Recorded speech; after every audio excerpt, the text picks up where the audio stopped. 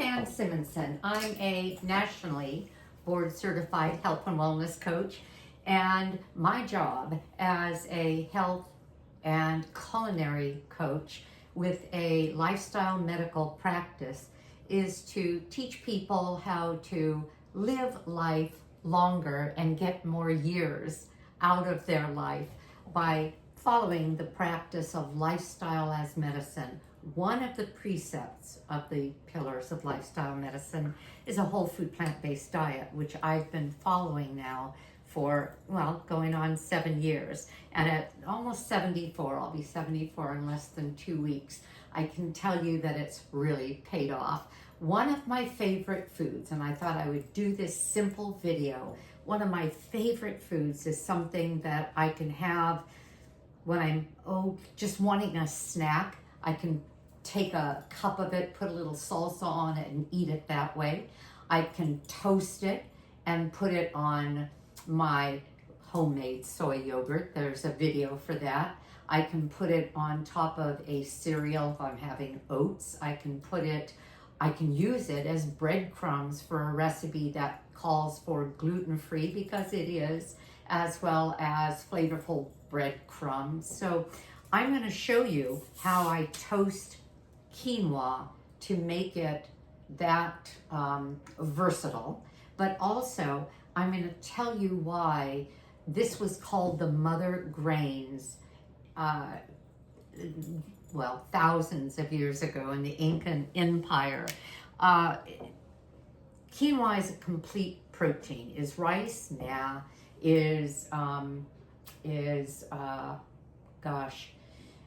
Are oats a complete protein? Well, all plant foods have all of the non-essential amino acids, but sometimes in very little bits. If we have all 9 at a usable strength, I'm using kind of simple words here, it's called a complete protein. And soy, for example, is a complete protein among the legumes, and quinoa is a complete protein among the grains. But guess what? It's not a grain, it's a seed. It's delicious. It looks like this. Can you see? Just a little round grain, but when it's cooked, it looks like this. Now, this one is a mixture of the dark and the light quinoa, but can you see? No, you can't really. There are little circle. Oh gosh, can you see that teeny little circle? See that? Isn't that interesting?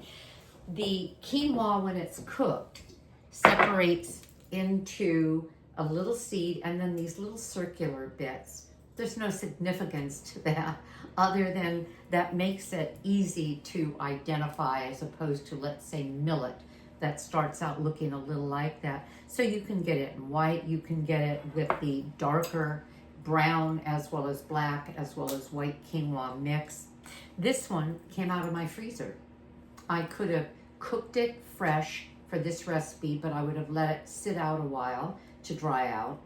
I could have had it in the refrigerator, which is actually recommended. Cook it, refrigerate it, get it cool, let it dry out in the refrigerator a little bit more before you toast it.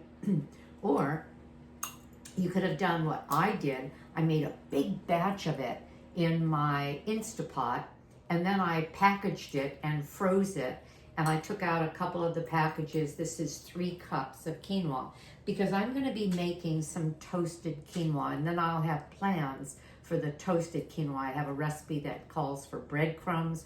I don't eat gluten, I'm sensitive to it, so I'll use this as a good substitute for the breadcrumbs.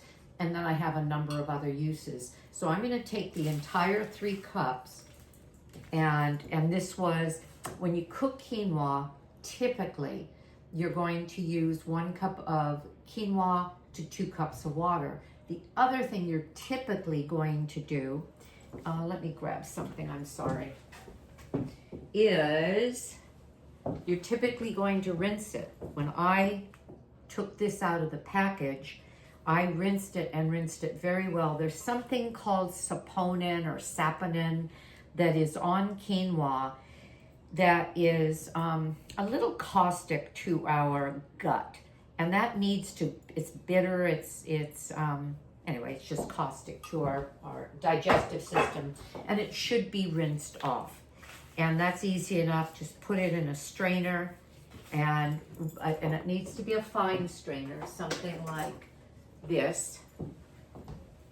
Otherwise, it's going to rinse right on down the sink. And anyway, and rinse well. What I bought from Costco, though, the white quinoa, which is what you see here, is pre-rinsed. So if it's pre-rinsed, you don't have to do that. And you know what?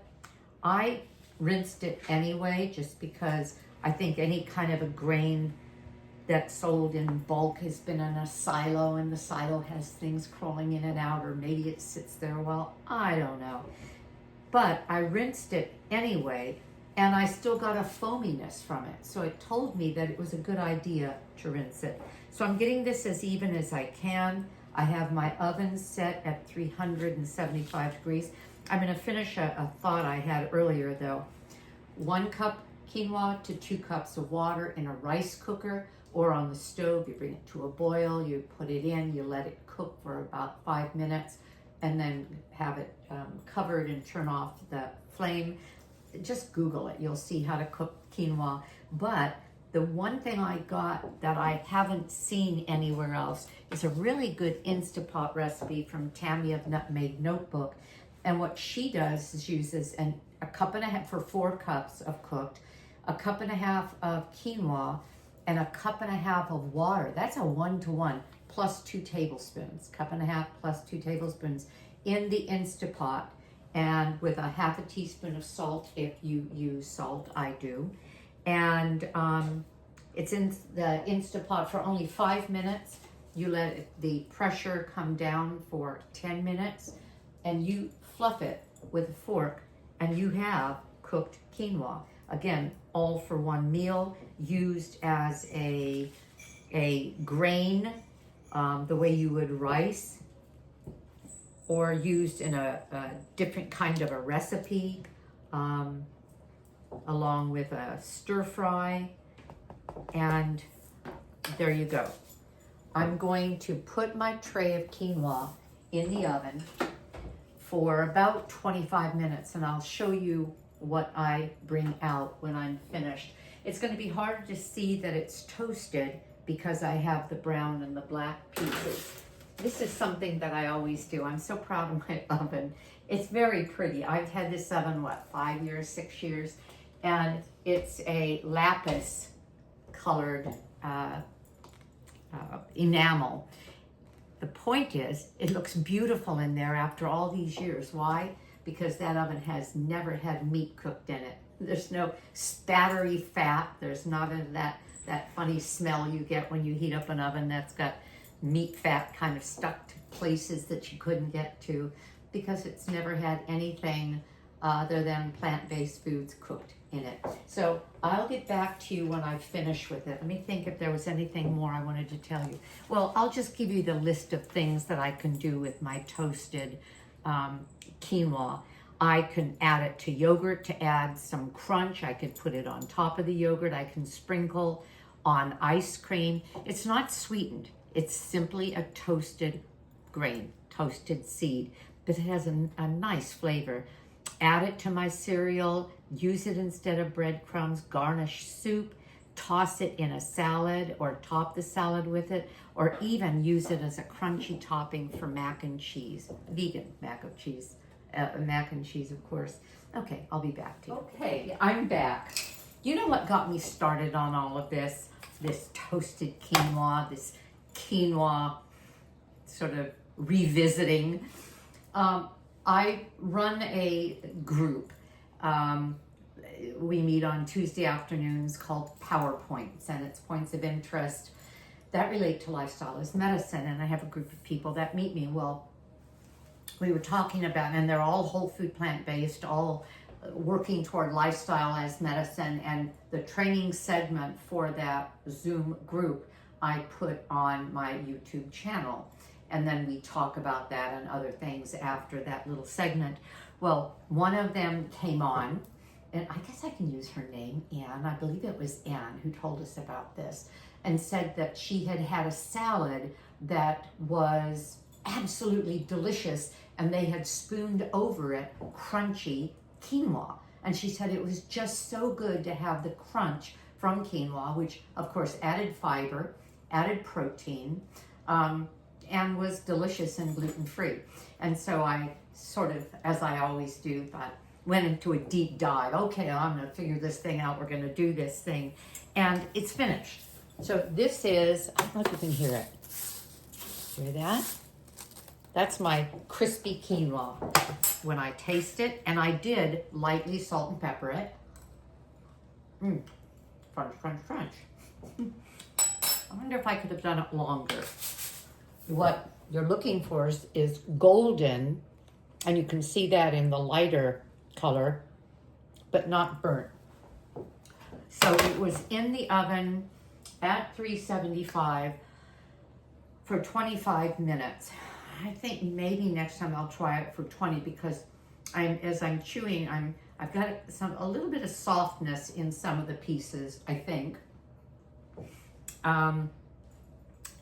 And I'm going to store this now in the refrigerator. I could store it in a container, especially if it's dry enough, for 3, 4, 5 days. But I think I'm going to store it in the refrigerator and in a tightly sealed jar, and use this as as a breadcrumb substitute, as a sprinkle over anything I want crunchy. So I'll leave it out a bit while I think about all of that. And so that is crunchy quinoa. Why I got, not why, but I got so inspired to replace the quinoa that I took out of my freezer, that while that was cooking, look what I did. This is my Instant Pot. I have an 8-quart and a 6-quart. This is my 6-quart. Ow, ow, ow. And I put, instead of 1.5 cup and 1.5 cup and 2 tablespoons, I put 2 cups of quinoa, 2 cups of 2 1/4 cups of water. So it's almost a 1-to-1 with a 1/4 cup more. The white quinoa, which is what I had, it just came out. This is a little hot, hold on. And what I always do is use a fork, a big serving fork, and this is the way it comes out. I'm going to get about a little more than 4 cups out of this, and I stir it with a fork. And what I usually do, I'm not going to take the time right now to do it, is I'll put it on a plate or a cookie sheet, the sided cookie sheet, well, like that, but not that large. They call that a jelly roll pan. It's not really a cookie sheet. And I will let it cool. This is an aside. In my house, I have 3 cats. I have 1 cat that will eat anything. She'll eat dry oatmeal. She'll eat pasta. She steals food like a dog steals food, some dogs. And so I have to hide this, probably on top of the washing machine with the doors closed, because when I put it in, and the same thing with that, when I put them in a place to cool, I'll find that cat up there noshing. Isn't that really weird? I'm going to show you, though, what I have here. This is my beautiful quinoa.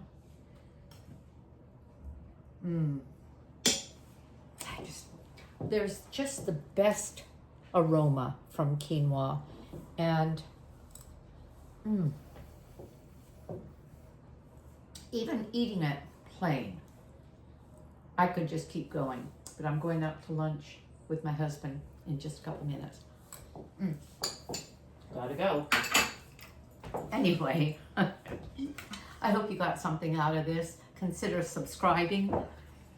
You'll hear me from time to time talk about this, Aging Powerfully, a book I wrote 4 years ago to celebrate turning 70, and now I'm still celebrating at 74, almost 74. Have a great day. I know I'm going to. Thanks for watching. Bye-bye. No, I wanted to get back to you and show you what I did with the quinoa after the last video.